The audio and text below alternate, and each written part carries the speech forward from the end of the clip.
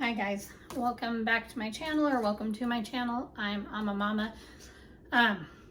I am today doing a July kind of wrap up video of what I read in July, and then I'm gonna just share what my August TBR is. Because we're already partway through August. I have read some of the books that are on this list, but I'm not gonna give them the review right now. I'll wait and do that for an August wrap up. Let me kind of get into what I read in July, and I'll kind of rate what I've got as well. So, and this is not necessarily the order I read these books in. I just pulled them back off of this bookcase back there. So the first one that I read in July, it's called Dawn on a Distant Shore. And this is by Sarah Donetti. And this book is really old. This is from early 2000, I think like 2001, 2002. And it's historical fiction, which I don't usually read historical fiction, but it's actually part of a series that I read the very first book when I don't know if I was still in high school. I might have just been barely out of high school, but or maybe my oldest daughter, she might have been little. And so it was late 90s, I think, when I read the first book. And then when I found out there was a sequel, I was like, ooh, I want to read that. And I bought it at some point and I never read it. And so that was like what, over 20 years ago, you guys, 20 years ago. And I have had this book sitting on my shelf most of that time, and I would see it from time to time and think like, oh, I want to read that, and I never did.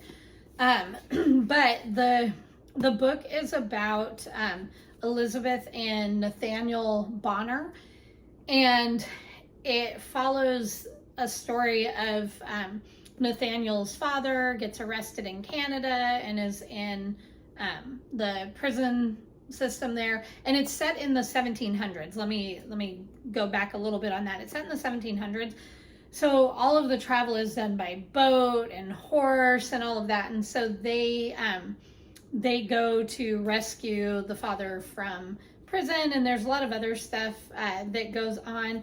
It's actually a really good story, but it took me a little while to get back into it because since I had read the first one so long ago, I didn't have a complete recollection of like who everybody was and how they were connected to each other and all of that stuff. So it took a little while to kind of get back into it. And it's part of it is a little bit of a heavy read. There's nothing, super graphic. There's not a lot of like spice stuff in it, but some of the content can be a little bit heavy, and it's a good 646 pages. So I'd give it a 3.5. Yeah, probably a 3.5 stars. It is a good story, but I probably will not finish the series. There's another, like, I think 4 or 5 books after this one. And unless I, at some point, was really like, oh, I wonder what happens to everybody next. Even though when I got to the end of the book, there were a couple of characters that I was a little curious how things turn out for them later on down in the road. I don't know that I'm interested enough to invest myself in another like 5 or 6 or 4 or 5 of these books. So I probably won't finish the series, but I'm glad I at least picked it up off of my TBR and got another book off of that shelf. I did manage to finish that one. The next book that I read in July, it's this very small book called Once Upon a Time in Carrotland, my YouTube autobiography, which I definitely wrote all of. And this book, it is just a quick, it's only like 100 pages, and there's pictures and things like that. It is just a funny little book written by, there's these YouTubers that I watch called Jolly, and they're in the UK. They basically will review and do little skits and stuff, but they do a lot of videos surrounding food and stuff. And so they'll have videos like, just for example, English or American kids trying British foods for the first time, or British foods trying American foods for the first time. And they had one where they had British high schoolers try like Thanksgiving meals from the States, and so, or Thanksgiving dishes from the States. But it's two best friends, and so the one person who, I can't think of his name right now, I think it's Ollie, or no, John.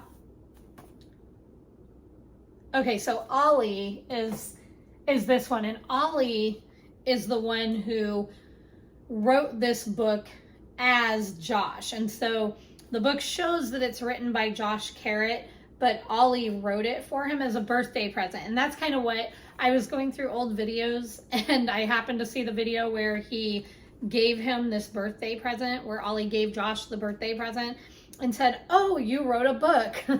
and so I was just intrigued. So I ordered it and read it, and it was funny, and I don't regret that I got it. I don't usually pick up this kind of thing, but I like sometimes those, kind of humorous things. And so it's one that, because I've watched enough of their YouTube channel, that it made the book enjoyable. So I would give this 4 stars. The next book I read is called These High Green Hills by Jan Caron. And this is part of a series called the Mitford Years. And in this book, in the series, you are following the life of Father Tim. And he is an Episcopalian priest or rector. And he lives in Mitford, which is this small town in North Carolina. And so it follows his life and the life of the townsfolk. And there is a bit of a love story involved. And there's some other definitely like dramatic kind of things that happen.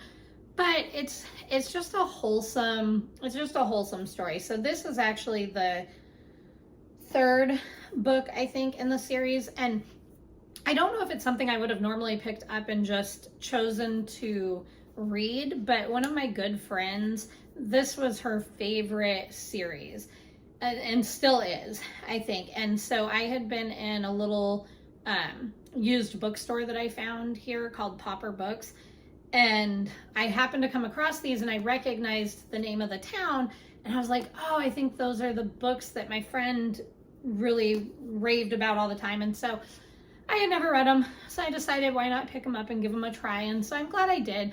They're not a super, quick read. It's not something that's going to keep you on the edge of your seat or anything like that. I mean, I can't even say that, like, with the romance piece of it, it's not anything that you find yourself rooting for them and you hope that they get together and stuff. But because it's following over a course of years through this town, it's more something that you just start feeling like you're just really heavily involved in the lives of the people who are in the story, and that makes it nice. And so it's this was always one that I would read a little bit and then I'd put it down for a while and come back to it. And it was usually if I was like feeling stressed but I wanted to read, this was always a good choice, because there's nothing, even though there are some parts that are sad and there's some drama and things like that, it's nothing that felt really stressful to read. And so even if I was feeling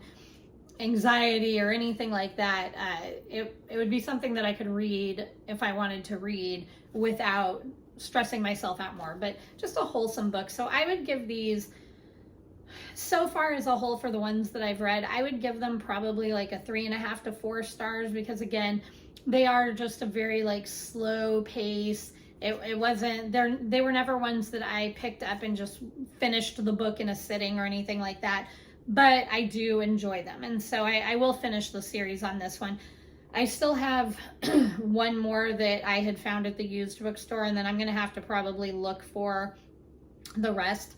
I'm not even sure how many are in this particular series, but I know there's also some more spin-offs for the Mitford. So, but yeah, so I'll give this a 3.5 to 4 stars overall so far. I do enjoy them. The next book that I read is called When Heaven Weeps, and this is Ted Dekker. And this is part of the Martyr Song series.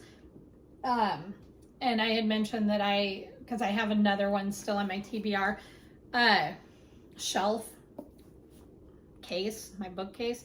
I'm going to say, so this particular book, I would give a 3, maybe 3.5 stars. What I want to explain before I kind of talk about this book a little bit more is that when I read the first book in this Martyr Song series, the first one is called Heaven's Wager. And I had thought that this was a series in the true sense of a series where you were following the lives of characters through, a whole series of books or whatnot. And it's not that kind of series. It's the series in the sense that the writer has taken some familiar Bible books that people may be aware of those stories, and he's put them in a modern day twist. And so like Heaven's Wager, the first book, that one was like a modern day retelling of the story of Job. And so in that particular book, like the man's got a great life and he's about to become a millionaire because of a program that he wrote and all of this stuff. However, he doesn't believe in God at the beginning of the book, but he has a wife and a mother-in-law who are deeply spiritual, and the mother-in-law can like get glimpses of heaven and stuff. Anyway, so I won't say too much more than that, but he loses everything and comes to find God for himself and all of that. And so again, it's this retake on Job. So in this second book, I thought it was somehow a continuation of that story. I didn't really understand yet what the series was. And so in this particular book, the mother-in-law is in this story, but it's her when she's young. And so this one kind of took place in the past. And then I realized it wasn't a continuation of anything from the first one, other than there was one of the same characters. So this book is, I forget who the prophet is, but it's like a retelling of a prophet who is told by God to marry a prostitute as an example of God and how he loves us and all of this. And so this book is kind of a retelling, and the main girl is not a prostitute in this book, but she's a drug addict, and she keeps going back and forth between the guy who is good for her and that loves her to pieces and all of this, and then going back to the guy who abuses her and gives her drugs and all of this. And so it's kind of a redemption story on that angle as well for her and towards the end. And so I would say, I give this probably a 3.5 stars. I would have rated it higher. I don't know. I feel like I would have rated it higher if I hadn't been expecting a series in the sense of what I think of when I think of a series. If I had been looking at it more as a standalone book, I might have rated it higher. And so there's one more in the trilogy that I need to read, and I think it's called I don't remember what it's called actually. Now that I think about it, I don't remember what the other one is. But it's on my TBR shelf. But I'm not in any hurry to pick it up and read it. But it was a good read, and so it was interesting. Maybe I was expecting too much from it or something different, but it was worth the read, I guess. But I don't know. It's hard to say. I don't know if I would have. I don't know if I would have picked it up and just been so excited to read it. I don't know. I like Ted Dekker, but this wasn't one of my favorites. So 3.5 stars. The next book that I read in July is called On the Bright Side by Melanie Schenkel. And this book says stories about friendship, love, and being true to yourself. So each chapter is just like a little story, usually relating back to her life and her teenage daughter and as a mother and some of that. And so it was good. I mean, I feel like I'm giving everything I read in July 3.5 stars. And I don't know if it's because a lot of them are things that I had had sitting on my shelf for a long time that I had not picked up, that when I found BookTube and decided I wanted to start my own channel, that I realized I really needed to, or wanted to also, get through the books that I've bought over the years and haven't read. But this one was a more recent purchase. And I think the reason why I got it is that it reminded me of something that Irma Bombeck would have written. And Irma Bombeck wrote, I mean, really, I don't know, I guess before my time, but I remember reading Irma Bombeck when I was young, even in high school, and just thinking she was so funny. And so I think I thought this was going to be a lot like that. And it was kind of reminiscent of it, but again, it was one that wasn't as humorous as what I thought it was going to be. And there were definitely touching stories, and there were things that made me cry and things that made me think in her stories. But I had gone into it thinking this was more of a lighthearted comedy kind of story, and it wasn't. So I don't know, maybe I'm reading these books lower than what I should be, because bad on me for putting my expectations before the book, maybe. But I think it was a good read. And then the last book that I read in July, was Stephen King, The Dark Tower series, the first book, The Gunslinger. And I don't know why I have two copies of them. So this shelf that I have back here, I have another one the same size on the other wall in front of me. And I had one copy on each shelf. So I don't know if I had a copy and then I saw this cover and thought it was cool and picked it up. I have no idea. But I don't usually have more than one copy of a book. But for some reason, this one I did.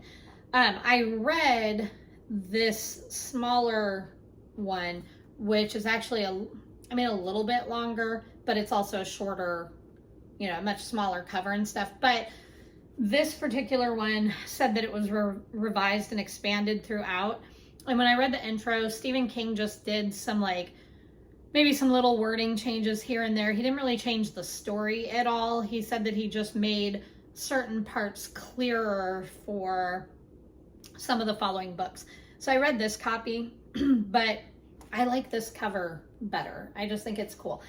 And just so you know, because this book is called The Gunslinger, and that's the main character throughout the series, I keep wanting to call this series The Gunslinger. So if you hear me say that, I'm wrong. It's the Dark Tower series, but I would definitely give this 4 stars.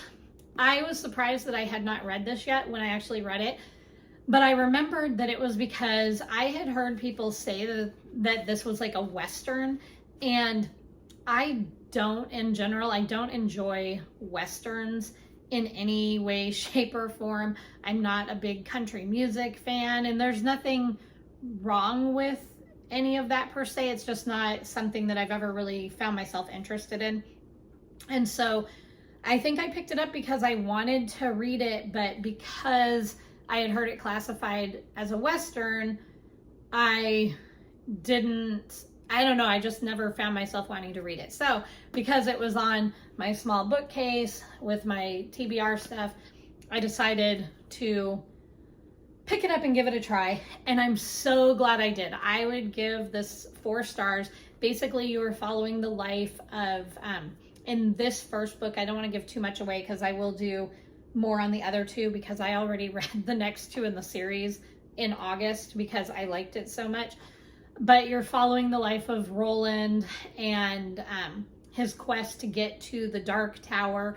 A lot of stuff in this first book are still kind of vague. You don't really know why he's going there. You're still being introduced to the world, the characters, and all of that. So, it's definitely the intro of a series and what you would expect from that. But it's Stephen King. It's written well. I really liked it. One thing I will say with the series, I'm actually glad that I didn't read it when I'm glad I didn't read it before, because when I went on Goodreads and was looking at some of the reviews on the series in general for The Dark Tower, I guess between the third and the fourth books, there was a 6-year gap. And then between the fourth and the fifth book, there was another 6-year gap. And that would have driven me crazy if I had finished the third book and then realized like I had no idea what was going to happen, because the third one ends on a really big cliffhanger. And nobody who would have read it when it came out would know that it was going to be 6 years till it came out. Like, I have a hard time watching TV shows that are series or weekly shows for that very reason, because I have no patience. So I hate when I am watching or reading something and the next book isn't out yet. So it's really hard to wait. It's one thing when you know when the book is coming or when the next, when the next season is going to drop or anything like that. But when you're left on a cliffhanger, I hate that. And maybe it's because I've been burned a couple of times, like especially watching or even reading things where they never release the next step. And Stephen King even talks in his foreword about how he almost didn't finish the series for various reasons. And then after he was in a car accident, he decided he better finish it for himself, but also for his readers. So very good. Oh, and I will say the other thing too is that if you read Stephen King at all or a lot, you'll find that he will make kind of nods to other books and characters in his books. My son, when he plays his video games, he always calls them Easter eggs. He'll say, oh, there's an Easter egg in here. And so that's kind of how I think of it, is that Stephen King has Easter eggs in his writing of other books. And so not so much in this first one, but in the other two, there's some things in there that point to and that have to do with his book, The Stand, which is one of my favorite books ever. And so that's another thing that I really like. I like how how he kind of intertwines everything. And so it makes it a lot of fun.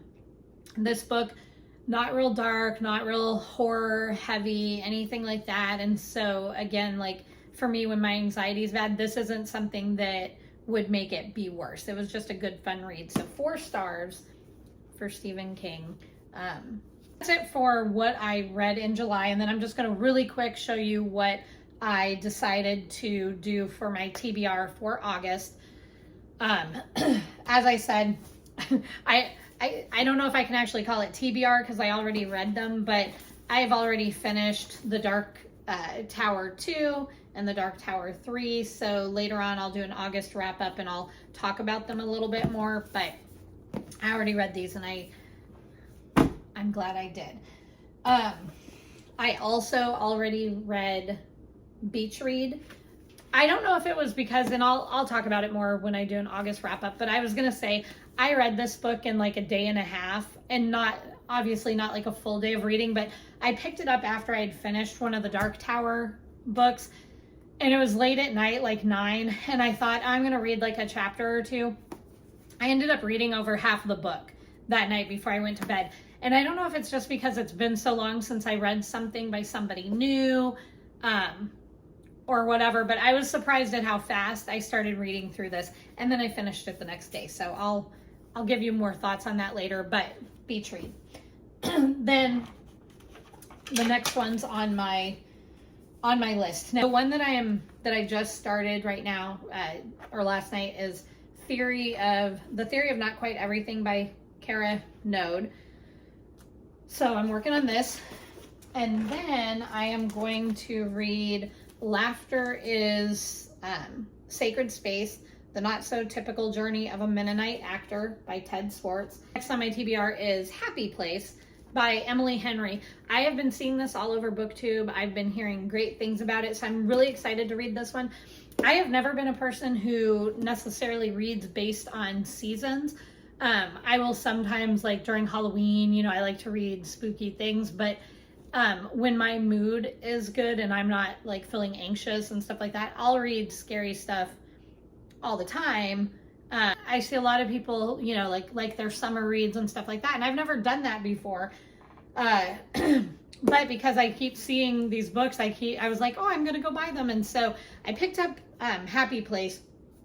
which is why I want to try to get it done in August, because I feel like I won't want to read it as much after fall comes. This book is Summer on Blossom Street by Debbie McComber.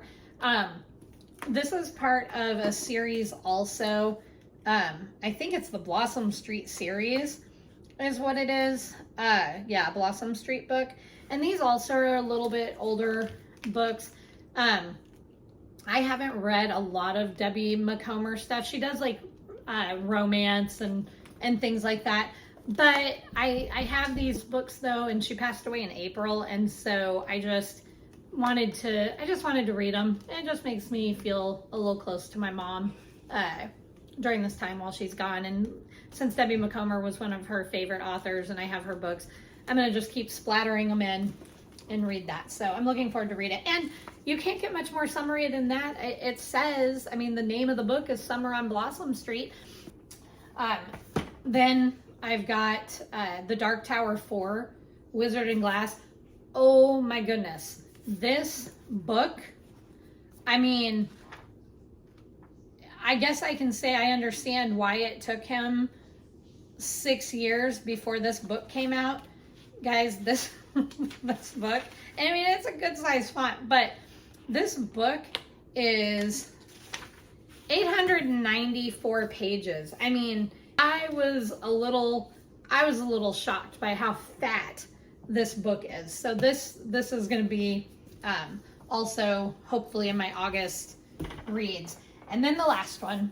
This one is kind of like my reward to myself at the end of August, and is like a segue into fall and coming out of summer. I've seen so many people do videos on this book, and I can't even think, I don't think I've seen anybody do a review that they didn't like it, at least to some extent. I still, I've heard little bits about what it's about, but I've stayed away from anybody who looks like they're doing like spoilers on it, because I really want to just be able to give it my own opinion and all of that. But that's Fourth Wing by Rebecca Yarros.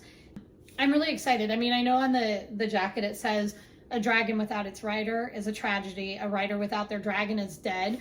And the person who worked at Barnes & Noble when I got it just highly recommended this. And I think she said that this also is going to be part of a series, and the next one is coming out, I think she said in October or November, I'm not sure. But so I'm looking forward to reading this one, because I've really gotten into fantasy books over the last, I'd say like the last 2 or 3 years. I had never really read them before that. I'm looking forward to reading this book because I haven't had a good fantasy book in a little while, because I had been trying to force myself to read through some of the books that I had, and I wasn't doing a very good job at it. And so I think that's why I actually found BookTube, was that I was trying to find something. So anyways, that is everything that I read for July. That is my TBR for August, and hopefully in the order that I'm going to read them.